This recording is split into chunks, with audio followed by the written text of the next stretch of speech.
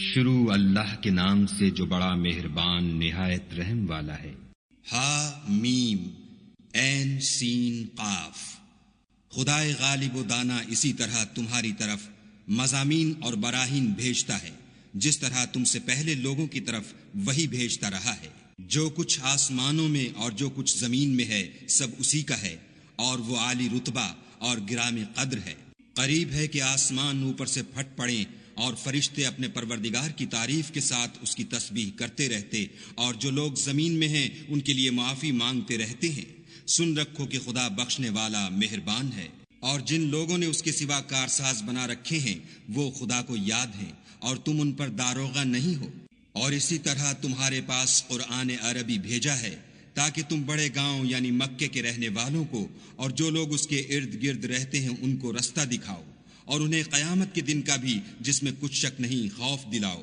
اس روز ایک فریق بہشت میں ہوگا اور ایک فریق دوزخ میں، اور اگر خدا چاہتا تو ان کو ایک ہی جماعت کر دیتا، لیکن وہ جس کو چاہتا ہے اپنی رحمت میں داخل کر لیتا ہے، اور ظالموں کا نہ کوئی یار ہے اور نہ مددگار۔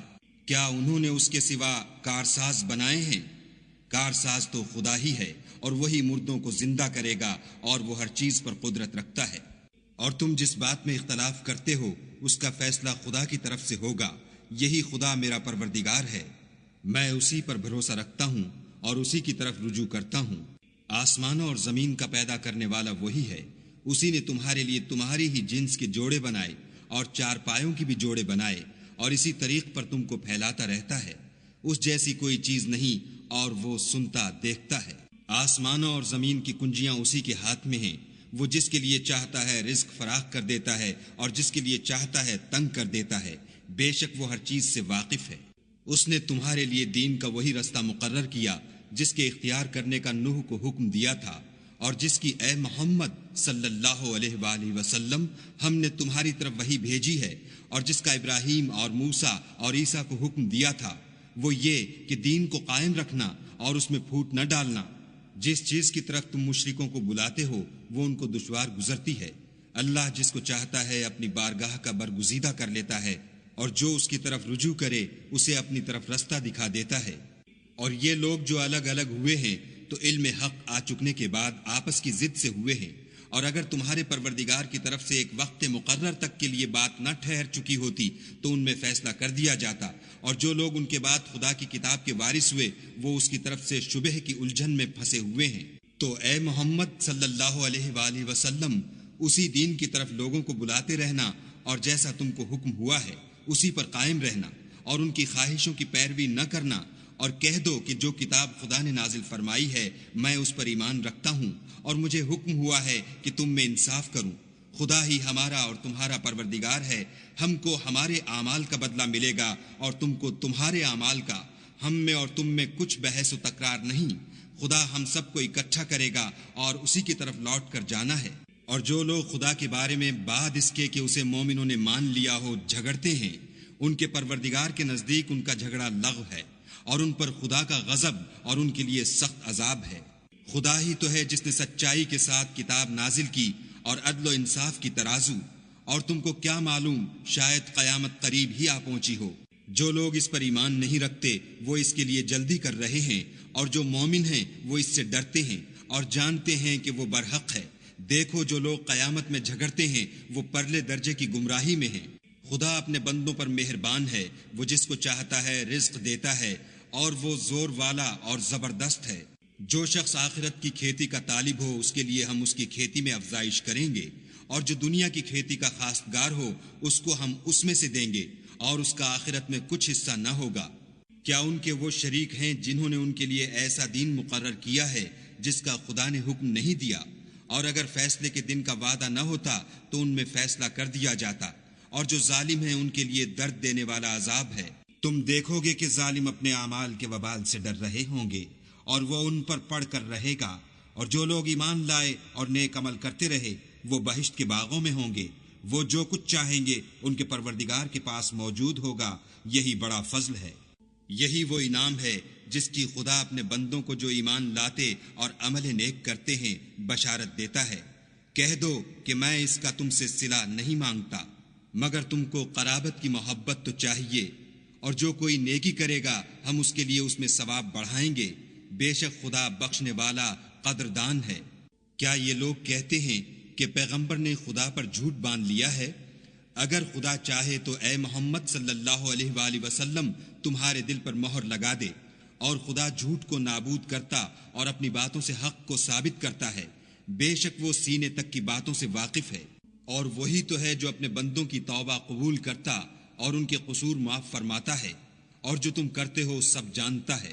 اور جو ایمان لائے اور عمل نیک کیے ان کی دعا قبول فرماتا اور ان کو اپنے فضل سے بڑھاتا ہے، اور جو کافر ہیں ان کے لیے سخت عذاب ہے۔ اور اگر خدا اپنے بندوں کے لیے رزق میں فراخی کر دیتا تو زمین میں فساد کرنے لگتے، لیکن وہ جس قدر چاہتا ہے اندازے کے ساتھ نازل کرتا ہے، بے شک وہ اپنے بندوں کو جانتا اور دیکھتا ہے۔ اور وہی تو ہے جو لوگوں کے نا امید ہو جانے کے بعد مہ برساتا اور اپنی رحمت یعنی بارش کی برکت کو پھیلا دیتا ہے، اور وہ کارساز اور سزاوار تعریف ہے۔ اور اسی کی نشانیوں میں سے ہے آسمانوں اور زمین کا پیدا کرنا، اور ان جانوروں کا جو اس نے ان میں پھیلا رکھے ہیں، اور وہ جب چاہے ان کے جمع کر لینے پر قادر ہے۔ اور جو مصیبت تم پر واقع ہوتی ہے سو تمہارے اپنے فعلوں سے، اور وہ بہت سے گناہ تو معاف کر دیتا ہے۔ اور تم زمین میں خدا کو عاجز نہیں کر سکتے، اور خدا کے سوا نہ تمہارا کوئی دوست ہے اور نہ مددگار۔ اور اسی کی نشانیوں میں سے سمندر کے جہاز ہیں جو گویا پہاڑ ہیں۔ اگر خدا چاہے تو ہوا کو ٹھہرا دے اور جہاز اس کی سطح پر کھڑے رہ جائیں۔ تمام صبر اور شکر کرنے والوں کے لیے ان باتوں میں قدرت خدا کے نمونے ہیں۔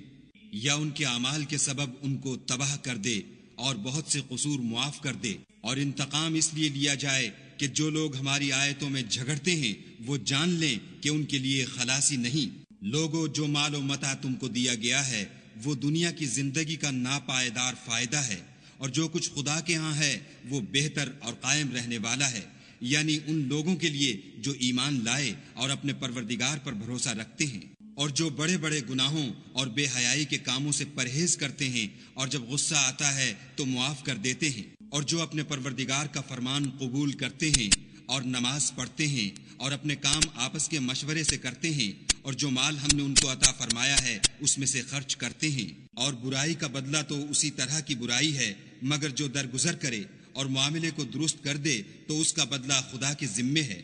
اس میں شک نہیں کہ وہ ظلم کرنے والوں کو پسند نہیں کرتا۔ اور جس پر ظلم ہوا ہو اگر وہ اس کے بعد انتقام لے تو ایسے لوگوں پر کچھ الزام نہیں۔ الزام تو ان لوگوں پر ہے جو لوگوں پر ظلم کرتے ہیں اور ملک میں ناحق فساد پھیلاتے ہیں۔ یہی لوگ ہیں جن کو تکلیف دینے والا عذاب ہوگا۔ اور جو صبر کرے اور قصور معاف کر دے تو یہ ہمت کے کام ہیں۔ والذین اذا اصابهم البغی هم ينتصرون، اور جو ایسے ہیں کہ جب ان پر ظلم و تعدی ہو تو مناسب طریقے سے بدلہ لیتے ہیں۔ وجزاء سیئۃ سیئۃ مثلها فمن عفا وأصلح فأجره على الله إنه لا يحب الظالمين۔ اور جس شخص کو خدا گمراہ کرے تو اس کے بعد اس کا کوئی دوست نہیں، اور تم ظالموں کو دیکھو گے کہ جب وہ دوزخ کا عذاب دیکھیں گے تو کہیں گے کیا دنیا میں واپس جانے کی کوئی سبیل ہے؟ اور تم ان کو دیکھو گے کہ دوزخ کے سامنے لائے جائیں گے، ذلت سے عاجزی کرتے ہوئے چھپی اور نیچی نگاہ سے دیکھ رہے ہوں گے، اور مومن لوگ کہیں گے کہ خسارہ اٹھانے والے تو وہ ہیں جنہوں نے قیامت کے دن اپنے آپ کو اور اپنے گھر والوں کو خسارے میں ڈالا۔ دیکھو کہ بے انصاف لوگ ہمیشہ کے دکھ میں پڑے رہیں گے، اور خدا کے سوا ان کے کوئی دوست نہ ہوں گے کہ خدا کے سوا ان کو مدد دے سکیں۔ اور جس کو خدا گمراہ کرے اس کے لیے ہدایت کا کوئی رستہ نہیں۔ ان سے کہہ دو کہ قبل اس کے کہ وہ دن جو ٹلے گا نہیں خدا کی طرف سے آ موجود ہو، اپنے پروردگار کا حکم قبول کرو۔ اس دن تمہارے لیے نہ کوئی جائے پناہ ہوگی اور نہ تم سے گناہوں کا انکار ہی بن پڑے گا۔